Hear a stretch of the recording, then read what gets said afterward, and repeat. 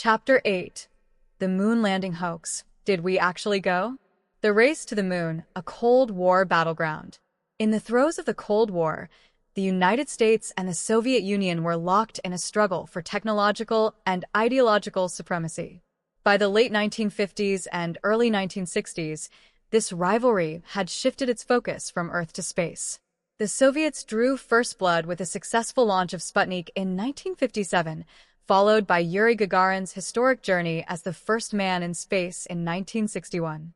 The American public, shaken by the Soviet lead, demanded action. In response, President John F. Kennedy made a bold promise in 1961. The United States would land a man on the moon and return him safely to Earth before the decade was out.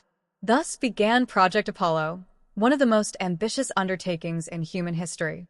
On July 20th, 1969, the world watched in awe as Neil Armstrong descended the ladder of the lunar module and stepped onto the moon's surface, proclaiming, "That's one small step for man, one giant leap for mankind."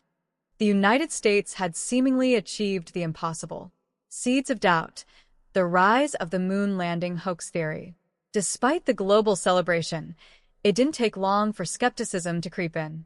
In the years following the Apollo 11 mission, a growing number of individuals began to question the legitimacy of the moon landings.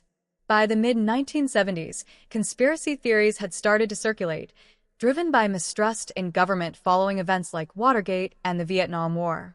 The most influential spark came in 1976, when writer Bill Kaysing self-published a book titled "We Never Went to the Moon: America's $30 billion Swindle." Kaysing, a former employee of Rocketdyne, a company involved in Saturn V development, claimed the moon landings were faked to save face in the Cold War. He argued NASA lacked the technology to complete such a feat and had orchestrated the entire mission in secret sound stages, possibly directed by none other than Stanley Kubrick. Key claims made by moon landing deniers. Moon landing deniers often cite several pieces of evidence to support their claims. The waving flag. In footage from the moon, the American flag appears to flutter, even though the moon has no atmosphere. No stars in the sky. Photos taken by astronauts show a black sky devoid of stars. Odd shadows and lighting. Critics claim inconsistent lighting and strange shadow angles suggest artificial studio lights. The Van Allen radiation belts. Skeptics argue that passing through this intense radiation would have killed the astronauts. Perfect photography. With limited technology and bulky suits, skeptics question how astronauts captured such perfectly composed photographs. NASA's response and scientific rebuttals. NASA and the scientific community have addressed each of these claims thoroughly. The flag's movement was due to inertia. The astronauts twisted the pole, causing the flag to ripple in the vacuum.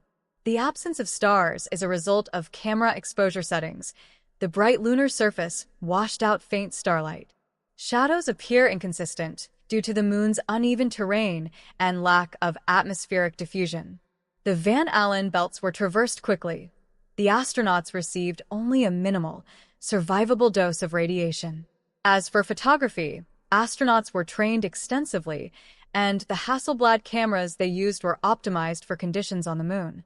Additionally, retroreflectors left on the moon during Apollo missions can still be targeted with lasers from Earth, confirming human activity. Over 800 pounds of lunar rocks, with unique isotopic compositions, were brought back and studied by international scientists. Pop culture, Kubrick, and the power of mistrust. The moon hoax theory was amplified by documentaries, internet forums, and the infamous satirical film Room 237, which alleged that Stanley Kubrick left secret clues about faking the moon landing in his film The Shining. While often dismissed as fringe speculation, the theory reveals a deeper cultural unease, a growing mistrust of authority, and the belief that truth can be manufactured.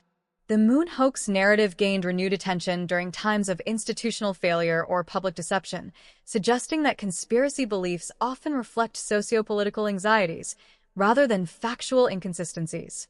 Conclusion: truth, myth, and the moon. While no credible scientific body supports the moon landing hoax theory, its endurance in popular culture is undeniable. The debate reflects a society grappling with the limits of trust, the fog of media, and the awe-inspiring ambition of humankind. Whether the viewer believes in the official story or not, one thing is certain: the moon landings remain one of the most remarkable, debated, and inspiring chapters in the history of human exploration.